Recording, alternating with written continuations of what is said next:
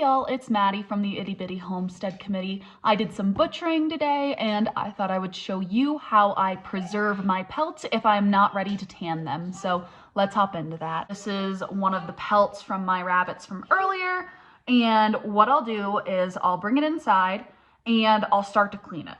I'll brush off any of the dirt from, like, if I put the pelt on the ground, for instance, and there's any extra dirt, I'll just brush that out, or brush it off rather. This one was molting, so she does have some loose fur. So what I'll do is I'll go over and I'll pluck any extra loose fur just so it doesn't clog up my sink. The lighter colored pelt, and I got a little blood on it. What I'll do is I'll take a little bit of hydrogen peroxide on a cloth and I'll just kind of get that cleaned up.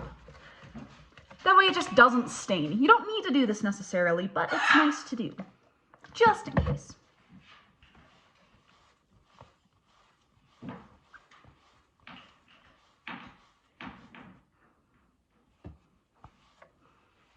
So that's kind of how it looks after you've put a little bit of hydrogen peroxide on it.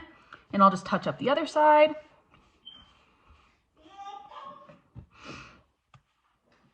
And that's kind of the most that I clean it. Next, what I'll do is I'll grab a little baggie and I'll put the pelt in the baggie. And the way I do that to, like, save the most amount of space and to get the air out of is I roll it.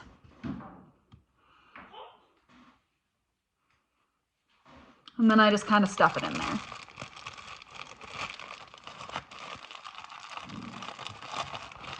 Then I'll just do like you do with anything else. Barely get the bag open and then just get all the air out that I can.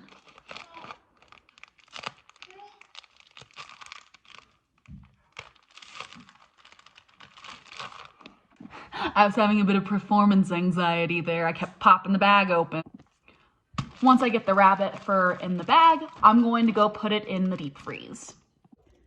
And as you can see, I have quite a few pelts that are just waiting for me to get enough to tan.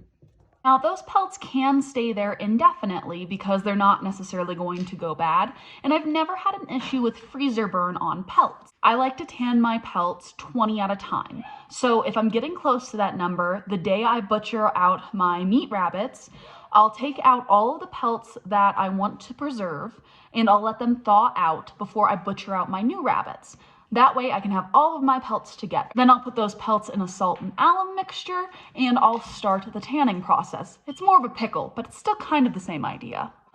I'm still waiting on my alum to come in so that I can start tanning, so that's gonna be a video for the future. But anyway, thank y'all so much for watching and I'll see y'all in the next one. Bye.